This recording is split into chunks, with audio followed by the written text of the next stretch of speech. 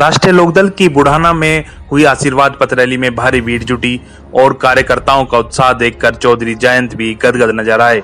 जाट युवाओं के सिर पर जयंत का जादू साफ दिखा। रैली में कुछ ऐसी बातें हुई जिससे तमाम चर्चा होने लगी हैं।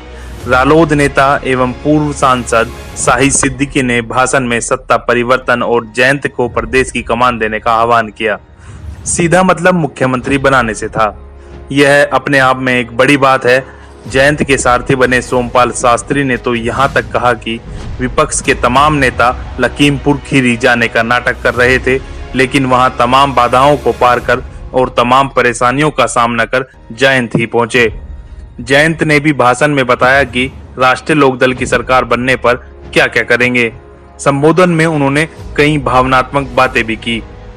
दरअसल अब तक रालोद के तमाम नेता सरकार में हिस्सेदारी की बात करते रहे हैं, लेकिन पिछले कुछ दिन से माहौल बदला हुआ नजर आ रहा है। सपा से गठबंधन की बात न तो जयंत कर रहे हैं और न ही कोई बड़ा नेता। हालांकि अखिलेश यादव की ओर से सहारनपुर की रैली में कैराना लोकसभा के उपचुनाव का उदाहरण जरूर दिया गया, जिसमें सिंबल आरएलडी का था और उम्मीदवार सपा का था।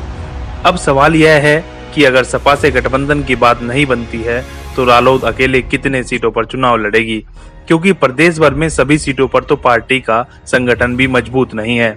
क्या किसी अन्य दल से गठबंधन हो सकता है? तमाम सवाल और चर्चा इस वक्त राजनीतिक गलियारों में हो रही हैं। पिछले कुछ दिनों में तमाम दलों के काफी नेताओं ने रालोद का दामन थामा है और अधिकांश टिकट के दावेदार हैं।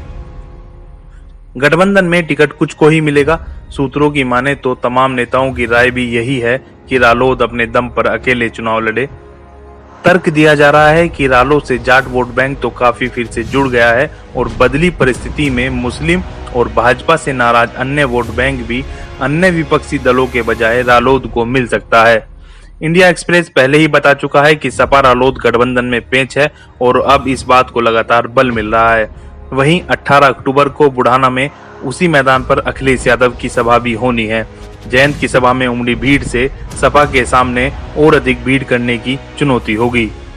जयंत ने मुख्यमंत्री योगी आदित्यनाथ को ललकारते हुए कहा कि अगर दम है, अगर हिम्मत है तो बुलडोजर केंद्रीय गृह राज्य मंत्री अजय मिश्रा के घर पर चलाया जाए। अगर दम है तो, अगर हिम्मत है तो, अगर खून गर्म है तो ये करके दिखाओ कि अपने मंत्री के घर पे बुलडोजर चलाओ और यूएपीए की आतंकवादी जो धारा है कानून सख्त वो लगाओ।